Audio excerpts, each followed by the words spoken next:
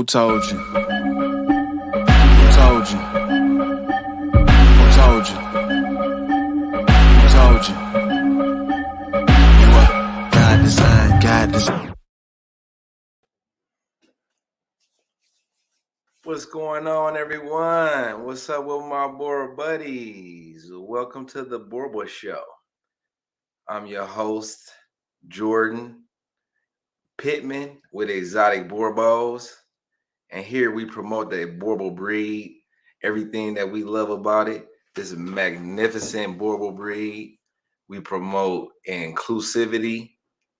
Our agenda is to further the breed and build a community. Thanks for joining, y'all. If you like what you see, don't forget to subscribe and share. What's up with my Boerboel family? What's up with my Boer buddies? How's everybody doing today? I'm happy to be here as always. I fought many battles to get here this week, y'all. Fought many battles. We got a really good episode that we're going to be discussing. And we got some updates I want to share with y'all. First, we had, if you haven't been following our Facebook, what's going on? Let me see what. See what's going on, man. Thanks for the support. We this week, if you hadn't seen we're gonna show you all the puppies. I want to give a special shout out. I really was excited about these puppies when they were born because of Cairo. He's been heavily influencing on our program. We bred him to a Fini, solid exotic bloodline. And we produced a litter of puppies. We only have 5, but we had already committed to the puppies was already committed to the reservation list. We wanted to keep the puppies. Fortunately, we found them great homes. Exotic Boerboels. We always salute our Boerboel owners because they make it look so easy. Make us look like it's a part of our family, and we take pride in having the best owners. Because at the end of the day, we want our dogs in the best homes. So we got, we're going to show you all those puppies. If you haven't seen them, we really are proud of them. There was the last litter of Cairo puppies before he went to Tampa. My good friend, breeder partner with me, Trez, went down to Tampa and took Cairo with him. So it was the last litter that we had with him. Let's get to the puppies without further ado. So here's the first one. This was a Fini's puppies, a Fini's litter of pups. So here's the first one. They all turned 1 year old. Let's show a Fini. I love a Fini. I love how strong and big and powerful a Fini is. Look at the muscle and the maturity. You can see her from the videos that she runs and keeps up with me on the bike. She got that straight, beautiful structure and composition all the way across. Look at the way at that shoulder development and the way it tapers down to the rear. And look at her thick. Pardon me, y'all, for one moment. There's somebody outside screaming. Let me just make sure it's not an emergency. I'll be right back. While we let's take a look at the video. What's up, Boer buds? You all know Jordan Pittman, a humble leader of the best African Boerboel owners and a passionate dog enthusiast for 15 years now. He raises South African Boerboel pups into dogs beyond what most people expect a large breed would be. And if he can do it, so can you. And he is more than happy to share, help, and teach you about everything you need to know based on his awesome experience raising South African Boerboels. You can schedule consultations with him and ask him anything, and I mean anything, and become an awesome breeder. Learn everything that you can from our past experience, avoid making mistakes that have been made before, talk, listen, and learn, and vow to one day in the future share all that you have learned with a newcomer to the breed. If you are ready to be awesome, please reach him on these details for pricing information. Believe he is very excited to chat with you and help you become an amazing breeder.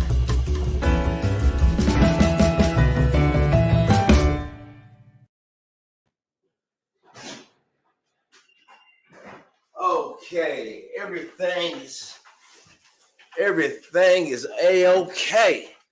Had the dogs was cutting up and acting up, you know, we still got a lives to live in, and we in the urban environment, and y'all know everything that's going on today and age. We can't just ignore a child screaming outside, even though it was a false alarm. Dang on children playing games, playing with me. Had to get the dogs all wrought up. Pancake, everything is fine. Have a seat. Oh my goodness, Pancake. We not. Oh my goodness. Well, let me get back to the show, y'all. We got some great dogs that we've been featuring, and I want to show y'all these dogs. We were just talking about a Feeny. And her puppies. So let's get back to that. There's a Feeny. A Feeny's maturing nicely. I really like how she put on that weight over the summer, over the winter, and look at the muscle that she packed on during her maturity. Really impressed with a Feeny and her development. Look at the muscle in the bone. We was already and I like also. I like to point out how her head is not exaggerated and she still remains feminine, even though she's a really strong built dog. So then we're gonna move on to her son. This one right here was the yellow collar. He's in our videos. Look at that. I love the fact. Shout out to his owner, Bred, down in Texas, taking good care of the dog, exercising him. You can see that he's in great physical condition. These are the things that we really like to highlight, and we want to also salute. Anytime somebody's this is the type of example that we like to strive for. Check out this next dog. Really impressed with him. Big King. Ooh, look at that boy. Look at the muscling on that dog. All of these dogs is really well cared for. You can see that they happy and loved, and look at the coats, the way that the coat is shining in the dogs. Who is that? Get him. Who is that? Hey, okay, come on in, ma. So got a very special, triple special guest. So we in here with this is King. King is son of Cairo. So we're talking about him. Look at the way that the muscling and the shoulders and the power in that dog. Look at the chest in the dog. Look at the chest and everything and the strength. This is what we talk about, what we like to see. This is what we like to see with the dogs. This is what we want. This is what we strive to develop. Very well cared for dog. Look at the loin. This is the pay attention to the midsection. That's like his six pack. So you can see that the dog is you can see that the dog is very in fit and strong. On to the next dog, we got female pup Chica. Chica is also showing strong traits and characteristics of the line. So you see how big, and I mean, it's not so much that we remember. It's not so always going to be about how big the dog is. That's not the main thing, but the solidness and the health is clearly evident. So think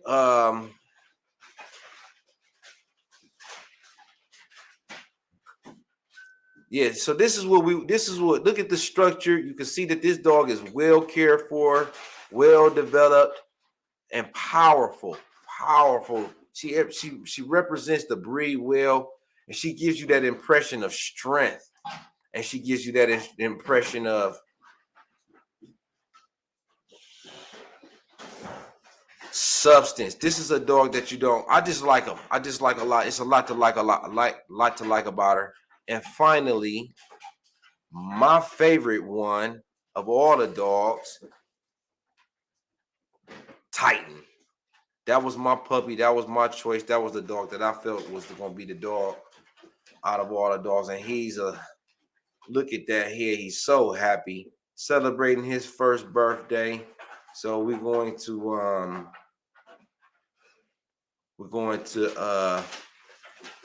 we just want to salute him and Joanna. Big ups to Joanna and his owner. Pardon me one more second, y'all. We're going to do another commercial break, and I'll get right back with y'all. What's up, Boerboels? You all know Jordan Pittman, a humble leader of the best African Boerboel owners and a passionate dog enthusiast for 15 years now. He raises South African Boerboel pups into dogs beyond what most people expect a large breed would be. And if he can do it, so can you. And he is more than happy to share, help, and teach you about everything you need to know based on his awesome experience raising South African Boerboels. You can schedule consultations with him and ask him anything, and I mean anything, and become an awesome breeder.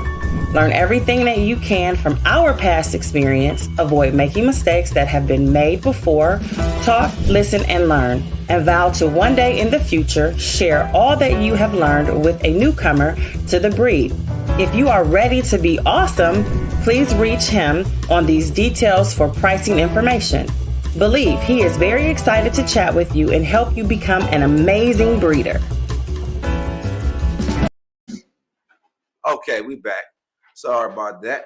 And continuing right on with what I was discussing. So let's get into this next, dogs. We always talk about this guy. Oh my goodness. I want y'all to take a look at this video that we got coming up. My man sent it in.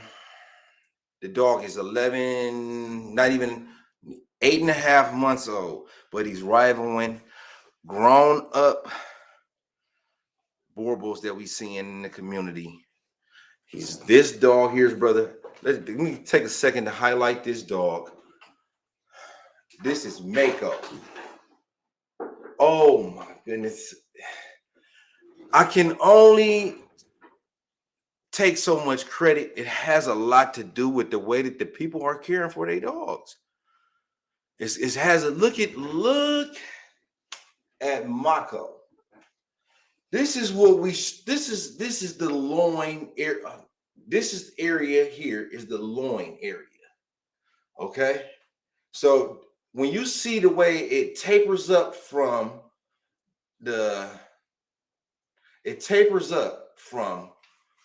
his front end and goes up, that is a indication of fitness. That's the look that we strive for. That's the look that we strive for. And that is representative of care for the dog. I mean, good diet, exercise. Also, to take note on the way that this dog's coat is shining. Look at the overall sheen. That's another indication of health. That's his skin. So these are goals. These are goals when you're caring for a dog. These are goals when you're involved with the breeding program and our breeding program. This is what we strive for. This is what we aiming to help you get to. This dog is only 13 months. We recently celebrated his birthday. So he's available in North Carolina. Anybody want to go see him in person? He's the dog that we showed last week, running around on the flirt pole, jumping up and down, jumping up, attacking the flirt pole. He is really is that dog. He really is that dog.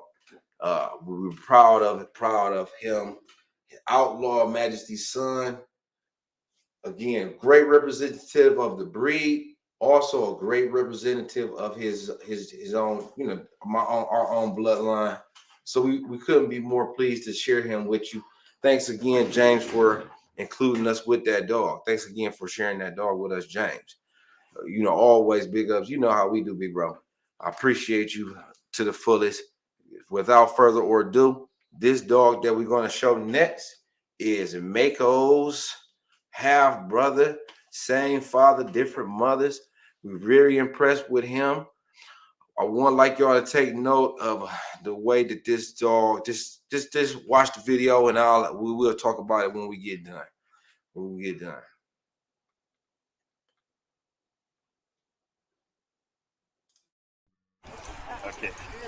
Butts. Good boy. Good doggy. Sit. Sit. Stay. Everybody should sit. Oh, can you teach Manny while you're at it? Achilles, they know how to sit. Achilles, Manny, Achilles, sit down. Sit. Right, up. Sit.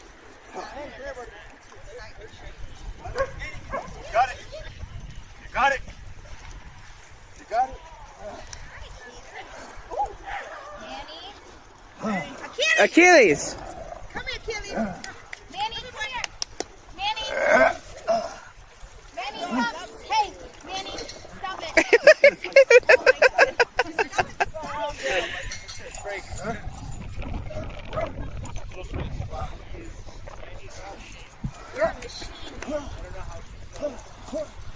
Come here, Achilles. Achilles. Achilles, get down. Out. Sit. See? Come here, Achilles. Butts. Sit. I'm tired. Stay. One more time. Big shout out to his owner, my main man, Rich. That was so impressive. Salute. Prime example of the responsible ownership, dedication to the breed, dedication to the dog itself. That is did you see how many other dogs were around at the time? He had maintained focus, maintained his discipline.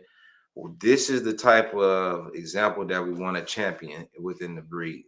This is the type of a ownership. This is within the community. This is what we would like to encourage. You see that the dog was in total control, despite the distractions for an 8.5-month-old puppy. 8.5-month-old. And I know that he looks like he's much older than that. His birthday's July the 12th, 2021. I know, and you can go back to the footage and you can see him and his development. It was so many things that we liked about him. His intensity as a puppy, that from the very first day, I noticed with him that he was nursing more intense. And then he blossomed into this very well-developed dog, very, very intense puppy for his size. I mean, it's very rare that you come across a dog like this. It's very, I mean, he has drive, and you see already 140 plus pounds. 140 plus pounds. Look very good. Correct me if I'm wrong. If he's weight is different. But kind of, hey, okay, Ski. Big up to Ski. So here we're gonna get into the discussion, and today we're going to be discussing the appraisal. I got a question. Somebody asked me, was I going to the appraisal? Is this a tour coming up? And what's the insider scoop on the appraisal? And I told him, yeah, appraisal was good. And I did plan on going just to visit, because what I feel like the best thing about the appraisal is the fact that it's bringing people and dogs together. It's building up the community. One of the things about appraisal is you're putting your dog on a platform, right? So it's kind of like a given. These are the people that's taking care of their dog. These are the people that feel like they have a good dog and they want to, get the dog scored and appraised. And they devoted owners. They've been following. They paying attention to what's going on. And I'm one myself, so I'll go to the appraisal. There's nothing wrong with that. And I think that it's a good thing for the breed. It's enthusiastic. It helps people get together, find dogs that weren't, unknown to you if you don't know about these dogs. I didn't know. That's how I met Gerald Parker. Big shout out to Gerald Parker. And I was able to also get to meet the dogs in person, so you can lay your eyes on the dog. Is pictures and video are one thing, but I like to see how a dog responds to different stimulus in the environment. So there's tons of dogs at the appraisal. Sometimes they're in close quarters, and it's just a lot about how the dog's presence. You can get a good feel for a dog's presence and how he carries himself, how he moves, so all of that we're going to calculate and give it our own breeding score or our own value. So again, the ideology of the appraisal, very, very great principle. I told y'all before that it's the way that they use to govern the breed, the ideology. So I always want to be very positive. That's my approach to things. I want to try to highlight what's good about it. So let's get into, that's it. It's the fact that it's bringing people together and it's bringing dogs together. That's the bottom line. That's the best thing about it. And that's why I'm going to go meet some nice dogs, meet some nice people. But the problem with the whole appraisal, and I'm going to be straight up, why I won't participate, why I'm not paying the membership, why I'm not paying for my dog to get included, because the trend that I tend to notice, and this is from over 15 years of experience within the breed. Right, here we go. That's good question. Does a dog have to be registered with the SABBS to be eligible? Wait, thanks for helping me out with that, Jason Witcher. Appreciate that. Does a dog have to be registered with the SABBS to be eligible for appraisal or any registry? Okay. The dog has to first be registered with the SABBS. Oftentimes, they encourage you to become a member, where it's an additional fee, and they're going to give your dog a score. They're going to look over the dog and evaluate the dog based off of his look. So a dog like the dog that we're looking at behind us, they'll say, okay, we like the way he's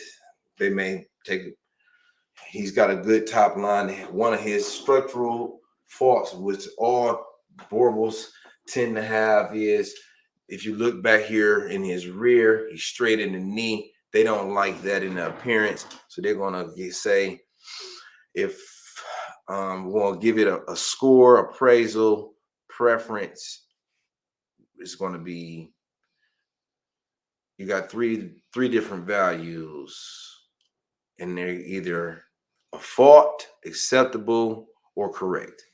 Those are the three different values. So what you got to teach there is just basically a visual score. The definition. Does the dog have to be registered? Yes. And here again, the problem behind this is greed. Bottom line, it's a money motivated, and people using it as a way to value their dogs higher than other people's dogs. And it's not really true to the intention and original purpose of the registry to further the breed. And what it's doing is not its original purpose. It's just helping certain people who are the host and the ones that are heavily involved in advocating for these appraisals, calling up the people that they sold their dogs to, and urging them to take their dogs to the appraisal. Yeah, your dog is going to get a score, probably a favorable score, in particular if your dog is with the host, but you're never going to have the score that's higher than their dog. And that's just the thing of it, where I find that it's fundamentally flawed. If it was a level playing field that was all inclusive, and we were actually measuring something that made a difference other than the looks, of the dog. We all like a good looking dog, but I feel like a functioning dog and a fit dog that's going to be this. So the fitness and the function is going to provide us with a dog that is visually appealing. The problem with these organizations is they're putting the emphasis on, and it has to be registered, and they're all driving about this money. So in order to be, that's where it's flawed at. And let me get this. So that's why I don't participate. That's why I don't participate. They tend to urge you to become a member. They tend to urge you to become to pay for, bring the dogs out to be appraised. And at the end of the day, they know that their buddy system or their inner circle of friends, the breed politics, call it what you want, is not going to allow for other people dogs to win. And I don't want to single people out because that's not here. I'm trying to build it up. But was asked a question, and this is my personal opinion. This is what really, because we got to focus on what matters, what makes the dogs, what increases the lifespan. How does it, and we find that in these particular high champion or highest scored lines, I don't want to name any names, but if you look at the policies, procedures, the progeny, what's happening is the breed is actually certain lines. I got to be careful what I say. I want to make sure that I'm being accurate. So give me a second. I tried to slow it down also. But when we start talking about what was happening with the breed in certain cases, well, let's just say we're seeing health issues, we're seeing shortened lifespans. These are red flags. These are warnings. These are warnings that we need to pay attention to. When we start to see prominent lines, we start to see failing.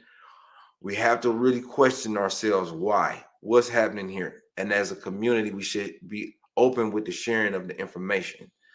We need to be inclusive. If the goal is to truly produce better dogs and further our breed, if that is really our goal, we have to work together. We have to, because no one person is going to be, it's a life's work. And we have to pick. So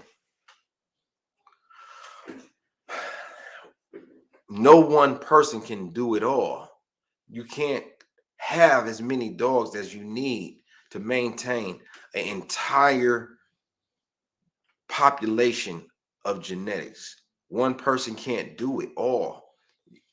It has to be inclusive. We have to be more open and sharing with the information, especially if we're trying to produce better dogs on the whole. As a breeders, that's my message to the breeders, and that's why I like to go to the appraisals too, to meet up with some good breeders, because we definitely have some issues that we need to address. I've seen, and we're not going to hide it. We're not going to be able to hide it. It's not something that we can try to contractually write our way out of and try to hide. You can't put a non-disclosure agreement and think that that's going to save a dog's life. That's not going to solve the problem. That's going to keep it under wraps. That ain't going to solve the problem though. So moving right along, we're getting into what was the second or third things that we was going to discuss. We talked about the appraisal. Oh, breed lifespan. So the Boerboel lifespan, why we see it shortening, and that's why I wanted to continue to touch on that health thing, on how it's all relative, how it all relates, because the breed organizations are responsible for the direction of the breed, for the future of the breed, the governing of the breed. So what happens is, in gene pools, we discussed the founder's effect, and this is all based on science. It's important to differentiate the factual information from people's opinions. In breeding, we often get into starting to feel like what we know is best, or our tried and practiced and true principles that we know have been having success for us for years are working, and we just continue to do what we've been doing and what we've been taught, and we believe that this is working without a whole lot of science backing it up. And I feel like that's being blind. We have to take into consideration all of these facts, this research, other breeds that came before us. Traditionally, dog breeds have evolved alongside human beings for over 4,000 years.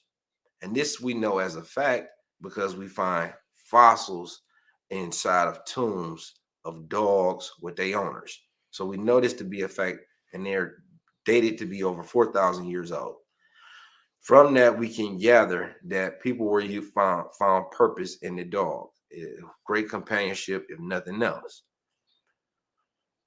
How did those dogs, and that was without being governed by organizations such as the AKC or the Kennel Club in South Africa, or Kennel Club in Europe, the SABBS in South Africa, and other governing organizations to the like. So they were breeding dogs based off of, how can you fulfill a need? How can you assist me in my daily tasks?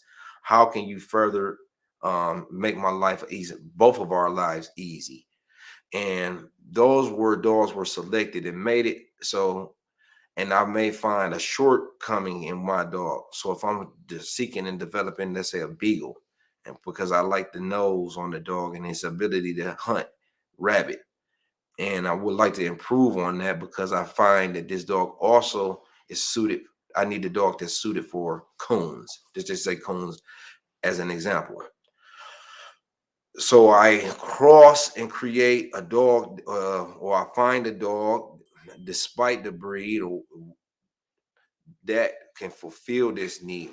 We find a dog that is attracted to the coons, or we find somebody already that's using dogs for coons, and we put those two dogs together. They take some of the puppies over there, we take some of the puppies over here, and then we continue to develop. Hopefully this dog is better suited for rabbits and coons. And that's how families or breeds of dogs ended up, based off of the occupation or the lifestyle of the individual that the dog was living with. So let's keep that in mind as a practice and a principle for our breeding schemes and our breeding ideology. We want to continue to produce dogs that have this. We want to continue to produce dogs that are fulfilling a void, fulfilling a need. And one of the biggest, hardest things to deal with is the loss of a dog that you consider to be like your best friend or brother or sister. You lose the dog, shortened lifespan. It's already hard enough if you had the dog over however long you had. Anytime you had to lose something that you love, it's hard. But a living, breathing being, it's, I don't want to say a human, but it's still a creature that deserves, that was with you though. It's like a being. It's a spirit, and then it's gone. Anytime you had to go through that, it's one of the hardest things. It's very traumatic. And you're talking about a family is involved. That's not serving the purpose that is designed for. And we want to avoid that at all costs. And that's why you see one of the things we out here, true practice and principle, tried, tested to over the time, is a fit dog is going to be able to produce. So we out there working our dogs and running them and exercising them and giving them what they need to be healthy And the ones that don't make it, the ones that are not able to do those bare minimum things, then we have to, sometimes we make hard decisions and we have to not include those dogs. Sometimes nature does it for us. I feel like that's an example of survival of the fittest. When you have the bigger, some of the dogs just don't make the cut. They just don't survive through the regime. And so because of that, we have been able to stand the test of time, and we're able to build this. If we're not going to implement that in some form of organizational, as an organizational requirement, if we're not going to put that in some form of organizational requirement, then it's not going to work. Things is not going to work for us. The breed is doomed. And we continue to select the dogs. We can already look at the prime example was the Cavalier King Charles and the English Bulldog. Prime examples of the dogs that we love that once were great and ended up suffering an awful fate in totality as a breed. They're not healthy in general overall. And this is how we're going to end. So with that being said, we're going to take a couple questions. I think I exhausted my mouth. I've exhausted myself on that topic. How does not scoring for this moment? How does not having scores or SABBS registration impact the success of a breeder's business? Great question. Again, here we go again. This is the whole point of this organization. It's the further a favored fuse breeding goals, and then whatever happens to the rest, you're on your own. But we definitely gonna, so not having the SABBS registration so-called lowers the value. But let me tell you something. Okay, so you got these beautiful Boerboels. And you don't want, these people are, it's just, I don't want to lump them all in together, but in my experience with the SABBS organization, their pay is incredibly slow, very slow. You're talking about they're giving up the excuse, oh, it's got to go to South Africa and all of this. I am not buying it. Paperwork digitally transfers in minutes. I'm not buying it takes that long. We're talking months for return on the paperwork. It doesn't have to come from.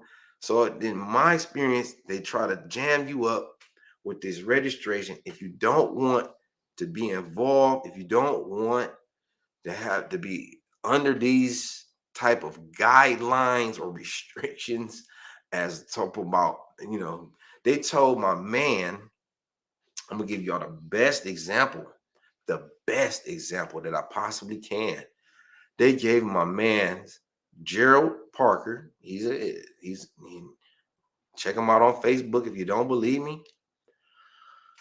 They gave him the beautiful Bagheera. I don't know if I have a picture of this dog or not, but let me tell you how beautiful the dog is. Okay, this to give you an idea. I drove to Nebraska by myself, 12 hours straight, 2 times, back and forth, to breed to this dog. I mean, shockingly beautiful, shocking, great, just stride. Okay, I knew got some footage of Bagheera. I know it, because I was going nuts. I mean, he was just like, I had to take a pictures, and I just went crazy taking pictures. This dog is incredible. Making somebody look at their dog like, we got to get our weight up. This was literally, they told the man that his dog was a 75.2. The bare minimum for consideration of breeding is a 75. And we should already shown you that they tried to, in my opinion, influence the man's mind and make him believe that his dog was somehow less than, somehow lower valued, and discouraged the man from breeding. And I had told my buddy when I got there, when I had talked to him on the phone, we had discussions. It doesn't matter to me about the dog's score. It doesn't matter. Nothing. Don't even, I don't, when I'm coming because of what I've witnessed of the dog. And he had great drive, just a natural presence about the dog. You could, it was impossible to not notice this dog, the way that he carried himself. I think I showed videos of him running. He's featured on our YouTube channel if you would like to see more of him. But they tried to discourage my brother from breeding, and they told him that, but we have workarounds. I have more experience. I've dealt with this. And this is how you go work around this. You have to put in work with your dogs. Number one, if you want to have success, despite SABBS registration, put in the work. Let the dog represent for you. Feed your dog the best. Feed your dog the best. Exercise it, love it, rub it down when you get finished. And then you register with the NKC. Very simple. You take a picture of your dog, send it in. There is no denial. They serve the sole purpose of registering your dog. That's all you're trying to do. You don't want to have to drive to Indiana or California to get your dog appraised, to meet their guidelines. You can simply take a picture of your dog, enter the pedigree information. You got to take it to the vet, or you can take it to the vet for a veterinary inspection, and then they'll give you the registration. Very simple process. Eliminate all of the rigmarole, the nightmares, the headaches, the fees, and the fines. Very reputable organization.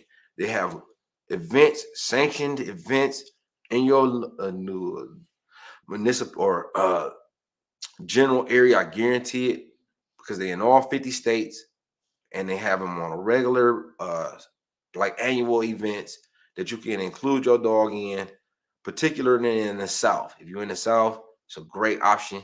But there's a ton of options if you want to use alternative for registration.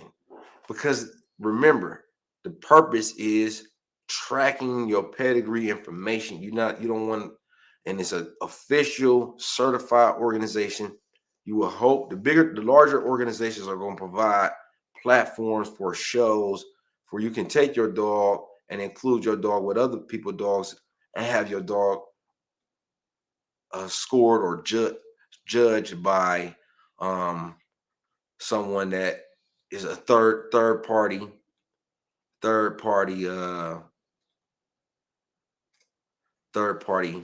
expert. And I feel that the true value is dog people that love their dogs coming together, networking, exhibiting the dogs. But the whole notion of this is how we're selecting our breeding stock, strict inclusion or exclusion of dogs that's unrelated, unfamilies, I feel that I don't agree with that. But I still feel that the value of the whole purpose of bringing dogs together, bringing dogs to it with other people, I feel that is very important. And I think that is a social atmosphere that inspires people to do better with their dogs. And that's going to inspire you to do better for yourself. Getting out there in the world and the environment is very therapeutic. And just to walk your dog is proven science. We want to always, we can refer to document. I like to use documented science because they test and they got large plant fields or samples of to use. And so I think that it's something that we can always reflect versus a matter of opinion or going on the internet and then just looking at, because there's so much information on the internet that it's easy to get confused. So we always like to reflect back to the science. What is the science telling us? And the scientists are telling us right now that the way we're doing this is all wrong, totally wrong. How does not have a ring? So, okay.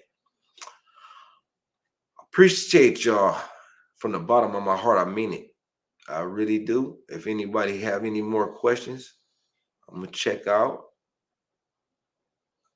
until I'm going to catch up with y'all next week.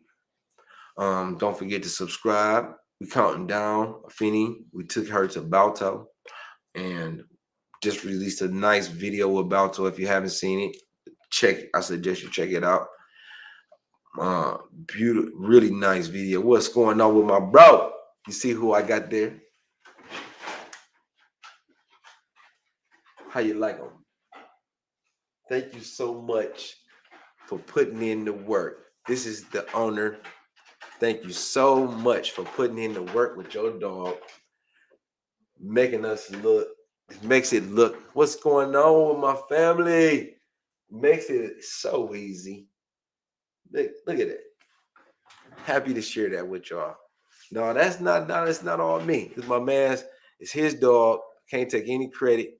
If you want to put your telephone number, I'm gonna pop it up on there, and they can contact you if they're in the North Carolina area. No, it's not all me. I don't want to take it's hey, you picked up and took off took it, had it going right where it's supposed to go. So I appreciate that, man. I really do. Everybody. Exotic Boerboels got the best owners. We got the best owners. I don't care what nobody say. Hands down. We love our dogs and we take care of them. So I appreciate that. I really do, from the bottom of my heart. And anybody got any more questions? Happy to cover some questions before we get up out of here. Hope y'all enjoyed the show. I hope y'all did. And I appreciate everybody for joining and everybody putting in all of their work. Don't forget that our work is never done. It's always something, a way that we can improve. And if we keep that attitude, we're going to get better. We're going to get better. And if we keep trying, we're going to have some success. And if we stick together, we can always help one another. So if I'm here for y'all, and I hope y'all be there for me and somebody, the next one to come after us that's gonna be gone. Let's lead the world. Let's lead with our example with our example of positivity. I hope y'all enjoyed the show. If y'all have any more questions, I'm happy to answer questions. Check out Miss Paul's Companion for the Foods. She got a ton of information on her channel going down as expertise. I would really best suggest for y'all to check her out for the food questions and far as recipes. Big up the skill. We see you, bro. Always there. Thanks for tuning in. Check in with Miss Paws, y'all. Don't forget she's the expert with the foods. Anybody got any questions? I'm gonna post them now. If not, we're gonna catch up with you next week. Appreciate. Thanks. Thank you so much for that. Coming soon, y'all. We got a ton of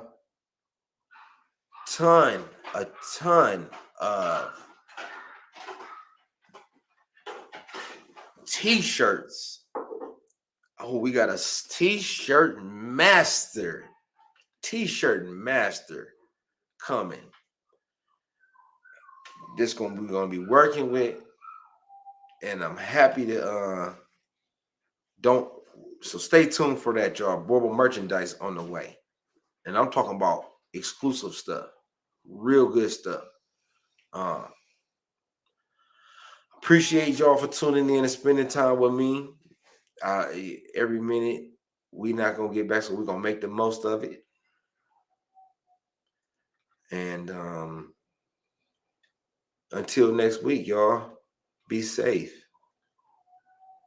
Stay alert. Make those calculated risks. Don't be scared. Don't be afraid. It's a lot. We all, I hate to say, we're gonna do our best, y'all. It really is. Continue to be Boerboel great. I'll catch up with y'all next week. Appreciate it. No rush, go and move dumb. Back and forth, push and shove. Make your peace and love turn to peace and gloves. Now you gotta go run up. No rush, go and move dumb. Back and forth, push and shove. Make your peace and love turn to peace and now you gotta do a run up. Ball gang, old man, old school, young jam.